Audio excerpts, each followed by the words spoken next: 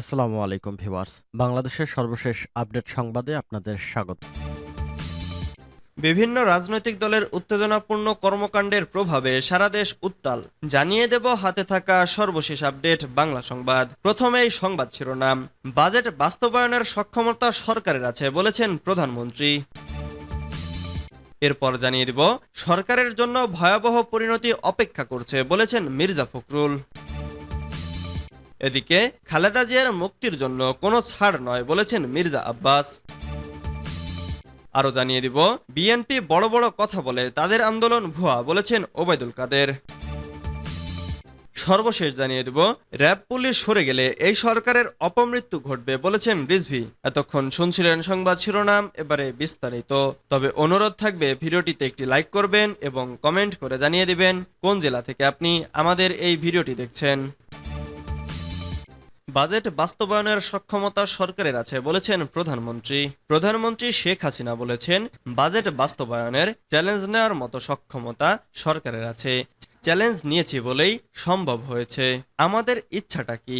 দেশের মানুষের ভাগ্য পরিবর্তন। সেজন্যই তো উন্নয়নটা হয়। আমাদের উন্নয়নের ধারা যেন অব্যাহত থাকে, সে লক্ষ্যেই আমরা এ বাজেট প্রণয়ন করেছি এবং উন্নয়ন বাজেট দিয়েছি।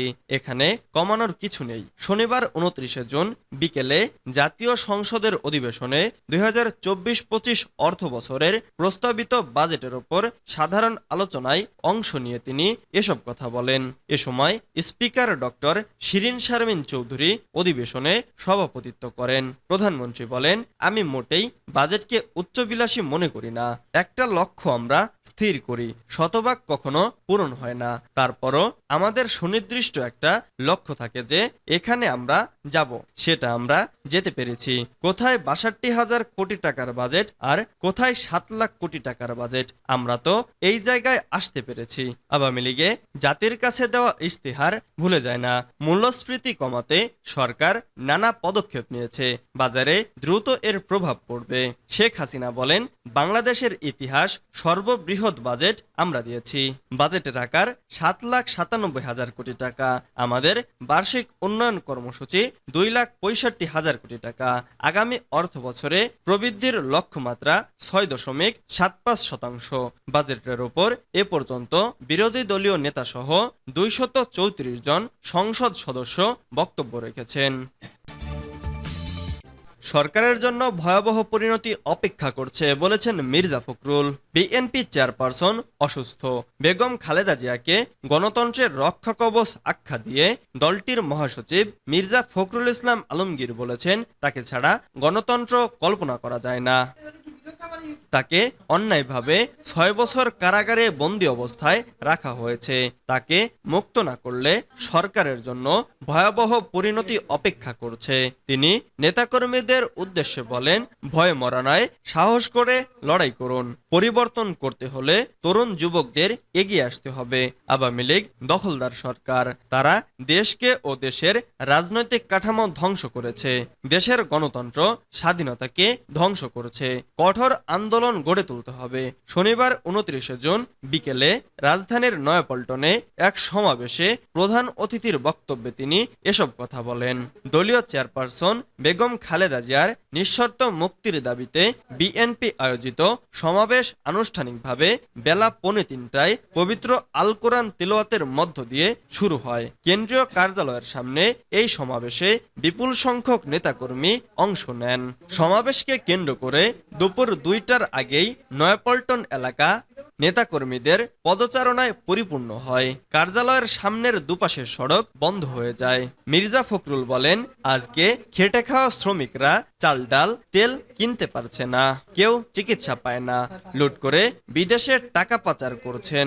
সেনাবাহিনীর সাবেক প্রধান লুটের সঙ্গে জড়িত।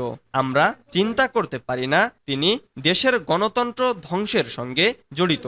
আজকে পুলিশের সাবেক প্রধান দুর্নীতির সঙ্গে জড়িত, এনবিআর এর কর্মকর্তা জড়িত, এমন আরো অনেকেই আছে, কিন্তু রাঘব বোয়ালদের ধরা হয় না।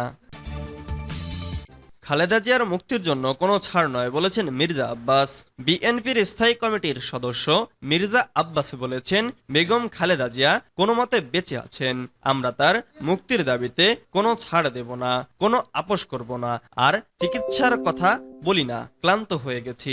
শনিবার 29 জুন বিকেলে রাজধানীর নয়াপল্টনে এক সমাবেশে সভাপতির বক্তব্যে তিনি এসব কথা বলেন। মির্জা আব্বাস বলেন, আমাদের একমাত্র দাবি বেগম খালেদা জিয়াকে মুক্ত করা। দেশের স্বাধীনতা রক্ষা করতে হলে খালেদা জিয়াকে মুক্ত করা জরুরি। আওয়ামী লীগ ও গণতন্ত্র একসঙ্গে চলতে পারে না। অন্যদিকে খালেদা জিয়াকে ছাড়া গণতন্ত্র চলতে পারে না। আমরা দোয়া করছি আল্লাহ তাকে সুস্থ রাখুক, সুস্থ করে দিন। তার মুক্তির দাবিতে আরো কর্মসূচি আসবে। বিএনপি চেয়ারপারসন বেগম খালেদা জিয়ার নিঃশর্ত মুক্তির দাবিতে রাজধানীর নয়াপল্টনে বিকেল 2:45টায় পবিত্র আল কোরআনের তেলাওয়াতের মধ্য দিয়ে বিএনপির সমাবেশ আনুষ্ঠানিকভাবে শুরু হয়। কেন্দ্রীয় কার্যালয়ের সামনে সমাবেশে বিপুল সংখ্যক নেতাকর্মী অংশ নেন। সমাবেশকে কেন্দ্র করে দুপুর 2টার আগেই নয়াপল্টন এলাকা নেতাকর্মীদের পদচারণায় পরিপূর্ণ হয়ে যায়। কার্যালয়ের সামনের দুপাশের সড়ক বন্ধ হয়ে যায়।